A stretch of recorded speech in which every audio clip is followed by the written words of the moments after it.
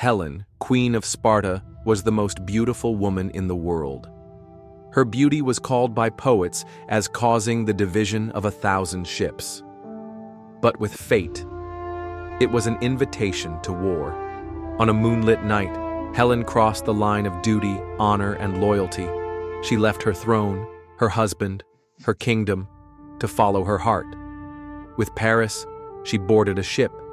They left Sparta, left the short-lived peace, and at that very moment, the world began to crack. An angry Spartan king in red cape shouting before a gathering of Greek nobles in a grand marble hall, fire torches lit, tension in the air, Agamemnon standing tall in dark bronze armor on a throne-like war seat, eyes cold and calculating, ancient map behind him. A crowded Greek port at sunrise, thousands of soldiers preparing ships, bronze helmets glinting in golden light, wide aerial view of a massive fleet of triremes sailing across the Aegean Sea, white sails stretched, sky turning orange, a close-up of Greek warriors swearing oaths over fire and steel, faces grim, hands outstretched over sacred relics. As Greece gathered its strength, legends walked among them, names destined to echo through time. Achilles, son of a goddess, warrior of unmatched rage and grace, born to fight, cursed to fall. Odysseus, king of Ithaca, not the strongest, not the fastest, but the sharpest mind Greece had ever known. Ajax the Great, a tower of brute force, fearless and unwavering, and many more, all marching for glory. And in the heart of Troy stood Hector, prince, warrior, brother, son, a shield to his people, a man who knew that defending his home would mean dying for it. The first sails touched Trojan shores like a storm long awaited, but Troy did not tremble. For 10 years, blood soaked the fields outside its mighty gates. Kings fell, friends turned to ash, glory bought with screams and steel. The Greeks threw everything they had, swords, ships, siege towers, and still, Troy stood tall. Each season brought more death, each sunrise, another funeral, and yet neither side yielded. This was no longer a war of nations, it had become a war of pride. With the war dragging into its 10th year, the gods grew restless, and mortals began to fall like leaves in autumn. Hector knew what was coming. He kissed his wife, held his child, and walked to the gates of Troy, knowing they may never see him again.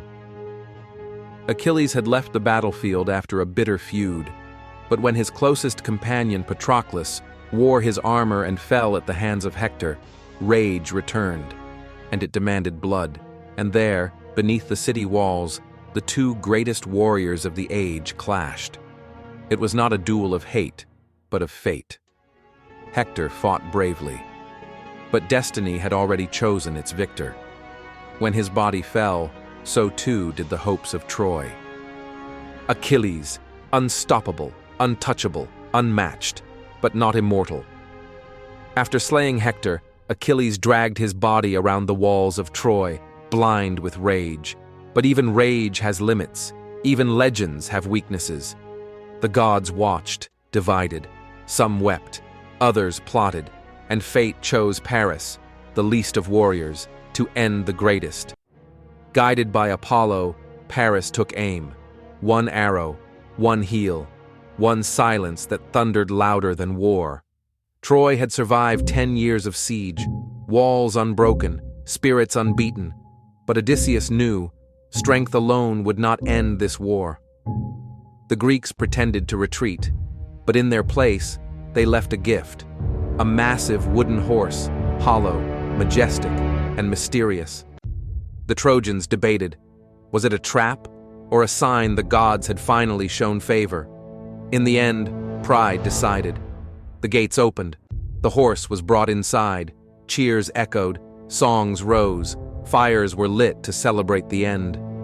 But inside the horse, in breathless silence, warriors waited. Victory, like death, often comes when least expected. Night fell, and with it, Troy's last moment of peace. As celebrations echoed through the streets, the wooden horse began to breathe. A hatch opened. Then silence broke. Greek warriors poured out into sleeping alleys. Gates were unbarred from within. The tide came not from the sea, but from shadows. Flames consumed the city. Screams pierced the night. Mothers wept. Fathers fell. Statues shattered beneath boots of vengeance. Hector was gone. Priam too. And now, so was Troy. Not by might, but by a mistake.